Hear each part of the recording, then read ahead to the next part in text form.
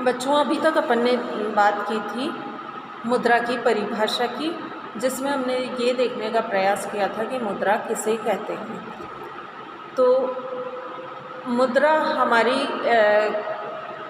मुद्रा के संबंध में अलग अलग अर्थशास्त्रियों के विचार अपन ने देखे थे और उनके अनुसार मुद्रा के पीछे कानूनी स्वीकृति आवश्यक है, उसमें सर्वग्राह्यता का गुण होना चाहिए, मुद्रा को मुद्रा का कार्य करना चाहिए और इसके अलावा बैंक में रखे हुए मांग और अवधि जमाएं वो भी मुद्रा में शामिल होती है।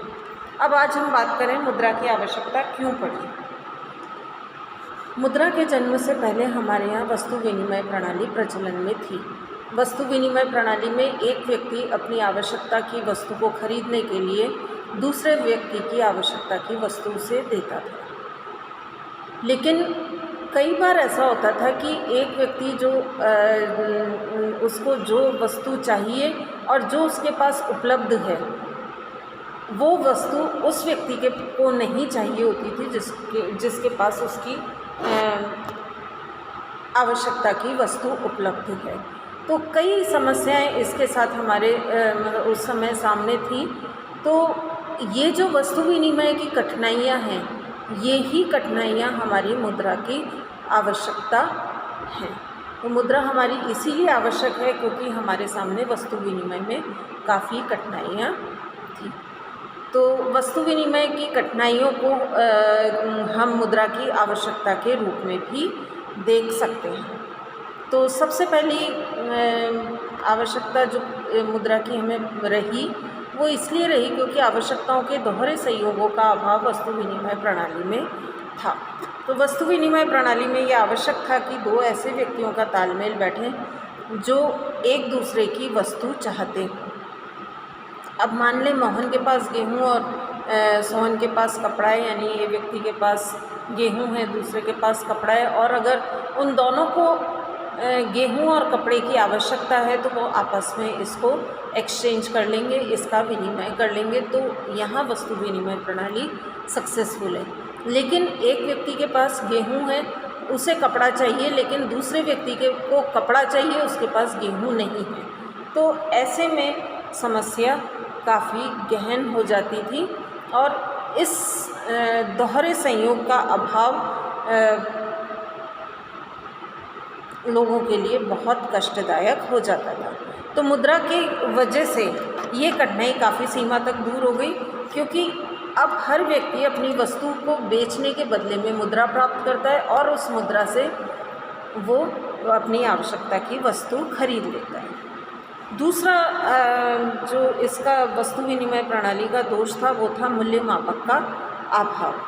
और वस्तु विनिमय प्रणाली में एक वस्तु की कठिनाई एक वस्तु या सेवा का मूल्य दूसरी वस्तु या सेवा के आंकने में माना जाता था। अब मान लें अगर समाज में 3 वस्तुएं हैं तो 3 भाव रखने पड़ेंगे। 4 वस्तुएं हैं तो चार वस्तुओं के 6 भाव रखने पड़ेंगे। 100 वस्तुएं तो 4950 भाव याद रखने पड़ेंगे। तो इस तरह से ये कठिनाई बहुत ज़्यादा थी, जो कि अब मुद्रा की उत्पत्ति के बाद ख़त्म हो गई। तीसरी वस्तु विनिमय की जो कठिनाई थी वो थी वस्तुओं की अविभाज्यता या विभाजनशीलता की कमी।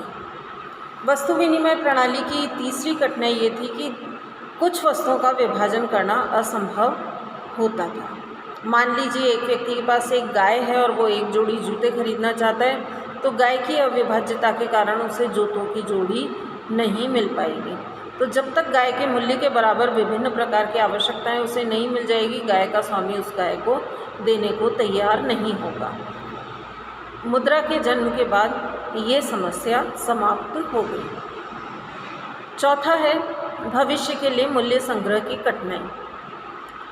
वस्तु विनिमय प्रणाली में व्यक्तियों के लिए धन संग्रह करना बहुत कठिन होता था, क्योंकि वस्तुओं के रूप में धन संग्रह करना बहुत जोखिम भरा था।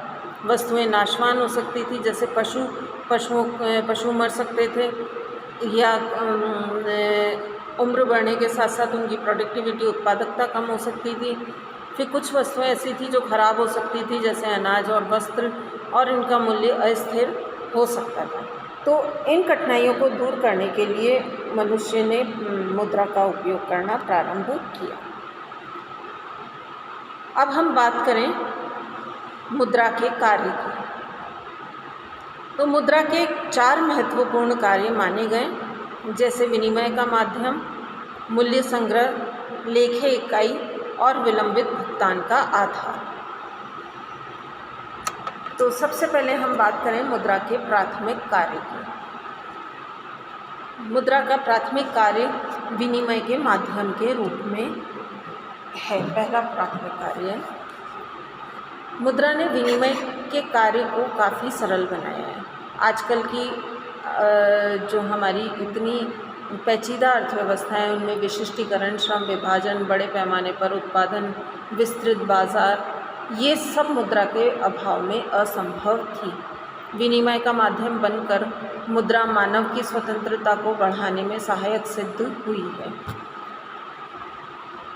अब वस्तुओं और सेवाओं के बदले में पहले मुद्रा प्राप्त की जाती है और बाद में मुद्रा देकर आवश्यकता की वस्तुएं और सेवाएं प्राप्त की जाती हैं। तो इस प्रकार वस्तुओं और सेवाओं के आगे पीछे मुद्रा रहती है, जो विनिमय के माध्यम का कार्य करती हैं। विनिमय के माध्यम के रूप में कार्य कर सकने के लिए मुद्रा में कुछ गुणों का होना आवश्यक माना गया है, जैसे इसे आसानी से स्वीकार किया जाए, थोड़े वज़न में इसका मूल्य ऊंचा हो, ये विभाज्य हो ताकि छोटे छोटे भुगतान भी किए जा सकें, और इसे आसानी से जाली न बनाया जा सके। इन लक्षणों के अभाव में विनिमय के माध्यम का कार्य सफलतापूर्वक मुद्रा नहीं कर पाती है। मुद्रा का ये कार्य इतना महत्वपूर्ण है कि कुछ अर्थशास्त्री केवल इसे ही मुद्रा का प्राथमिक कार्य मानते हैं और बाकी अन्य कार्यों को सहायक या गौण कार्य मानते हैं। दूसरा है मूल्य का मापक अथवा लेखे की इकाई। मुद्रा हिसाब किताब की इकाई के रूप में भी प्रयुक्त की जाती है, क्योंकि सभी प्रकार की वस्तुओं और सेवाओं का मूल्य मुद्रा के अंदर रखा जाता है। ऐसा पूंजीवादी और साम्यवादी दोनों तरह की अर्थव्यवस्थाओं में होता है, लेकिन मुद्रा हिसाब की इकाई के रूप में अपना कार्य बिना अपने वास्तविक अस्तित्व के भी कर सकती है।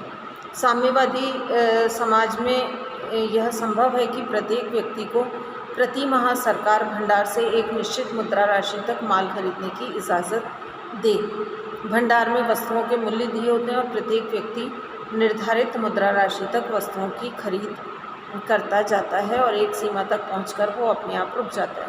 इस स्थिति में मुद्रा विनिमय के माध्यम के रूप में प्रयुक्त नहीं हुई, केवल हिसाब की इकाई के रूप में प्रयुक्त होकर रह गई। सरकारी भंडार के खातों में ये केवल हिसाब के लिए काम में लाई जा सकती है। इसी तरह विभिन्न परियोजनाओं के लागत लाभ विश्लेषण की तुलना करके उनमें चुनाव करने के लिए मुद्रा का उपयोग हिसाब लाने के लिए किया जाता है। मुद्रा का ये कार्य आजकल बहुत महत्वपूर्ण हो गया है।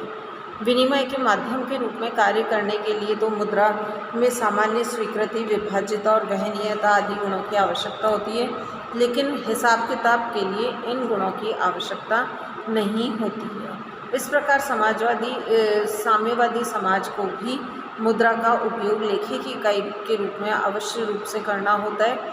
हालांकि साम्यवादी साधारणतया मुद्रा विरोधी माने गए और वे बहुधा इसे समाप्त करने का दावा भी करते हैं। कुछ विद्वानों का मत है कि आधुनिक अर्थव्यवस्था मुद्रा को विनिमय के माध्यम के रूप में त्यागने की बात तो सोच सकती है, लेकिन लेखे की इकाई के रूप में इसका त्याग कर सकना संभव नहीं होता है। अब ये मुद्रा का कार्य सबसे ज़्यादा महत्वपूर्ण माना जाता है।